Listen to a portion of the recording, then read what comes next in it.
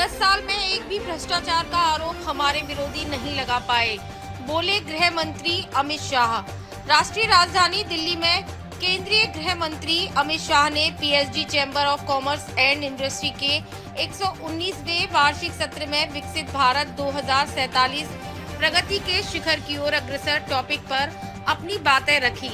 इस दौरान उन्होंने मोदी सरकार की 10 साल की कामयाबी और देश में हुए विकास कार्यों को गिनाया।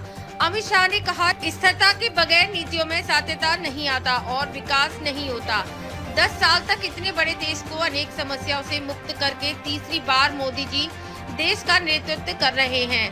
प्रधानमंत्री जी ने 2 लक्ष्य रखे। 2047 में भारत पूर्ण विकसित राज्य के रूप में दुनिया का सामने खड़ा होगा और 2027 तक हम दुनिया का सबसे बड़ा अर्थतंत्र बनकर खड़े होंगे।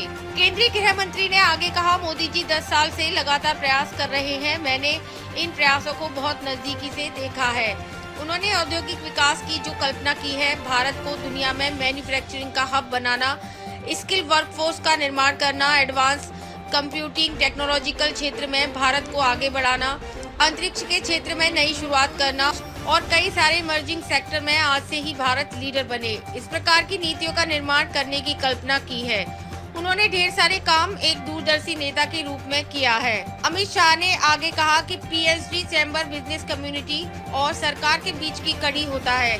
सरकार के विजन को जमीन तक पहुंचाना और इंडस्ट्री के विजन को सरकार तक पहुंचाने का काम आप लोग करते हैं। उन्होंने आगे सरकार के काम को गिनाते हुए कहा कि 10 साल में दुनिया का सबसे लंबा टनल हाईवे भारत में है, दुनिया का सबसे ऊंचा ब्रिज भारत में है, कोलकाता की अंडर वाटर मेट्रो है। सब कुछ 10 साल के अंदर भारत में हुआ है।